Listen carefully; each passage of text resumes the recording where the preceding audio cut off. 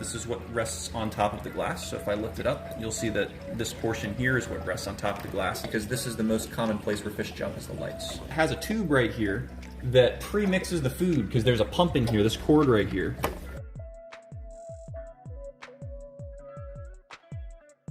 Hey guys, this is Tyler with Top Lids, and I'm here with a new tank. It's a Red Sea tank, and it is not a new type of tank, but it's a new size of tank. This is the 700 Reefer-S G2 version. So the big, 1000s that everybody knows and the 850s, this is their little brother. So goes really nice in this, space. I think this client probably could have got a 1000, but he went with a 700, and it's gorgeous. We did some special lids for this tank that I wanted to show you a little bit more about. There's one specific feature that's kind of new that is really important for Boeing, which I'll show you. But first, if you want to come a little closer, I'll just show you a bit about the tank. This is the Reefer-S version that has this black Eurobrace. It's really pretty. This is really cool because a rimless tank, sometimes you'll have splashing over the side because fish get rambunctious. So having this black Eurobrace, it's nice to just stop the splashing and contain everything.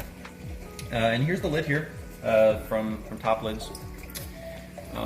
First thing that's notable is the feed doors that we pretty much do on all of our lids. They're just like this. It's just normal feed doors from us. So it's got 3 braces. You grab it right in the middle of them. It's really easy to grab it, move it around. You can even place it on the screen if you need to just do something in the tank, or place it on the frame. Doesn't really matter. They do sit down inside the lid. So if they sat like this, right, whenever I took it off, whenever I take the lid off, it could potentially fall in the tank, whereas these sit recessed down inside the lid so they're not going to fall, right, like that. So if I take this lid off like this, right, pull it out of the way.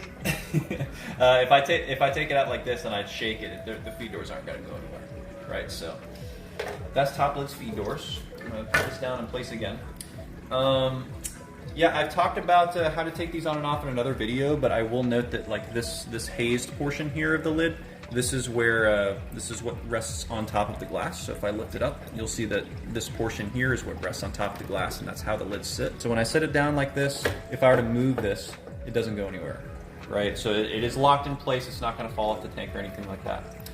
Back in the corner, we have a cable cord cutout.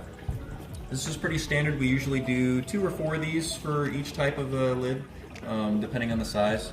And these can each fit out 2 cords. So this is a gyre pump. It actually has a pretty big cord on it, and we can fit 2 out of here, but they're not really big enough for fish to get out. Here's a Red Sea cutout with the Red Sea lights. We do all of our lights just like this, very close fitting. We don't do like a generic box cutout. We do them really close like this because this is the most common place where fish jump, is the lights. So if we did a big box cutout, then there would be a risk, right? We can do cutouts on request that kind of fit all lights and then do inserts for them, but this one's just kind of a standard light cutout.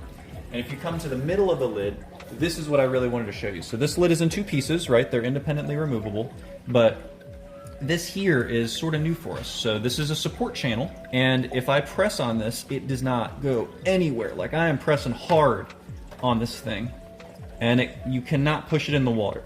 So for 2-piece lids that are on a bigger tank, kind of like this, or even bigger than this, that is in multiple pieces, so it's easier to remove, we will definitely do something like this, and we can do lids all the way up to 36 inches and over in terms of width, depth, this way, 36 inches.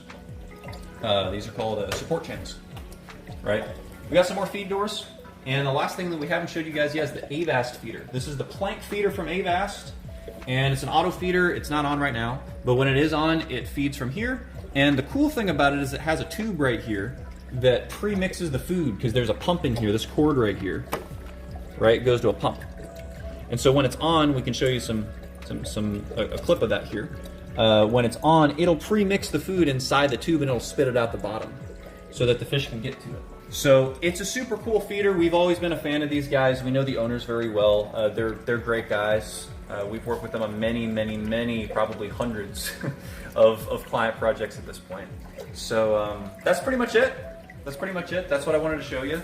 That's been the Red Sea Reefer-S G2, the 700 version, which is kind of the little brother of the 1000 to 850. If you guys have any questions, let us know in the in the comments or just reach us on our website, toplids.com. There'll be some stuff on the screen of kind of how you can interact with us.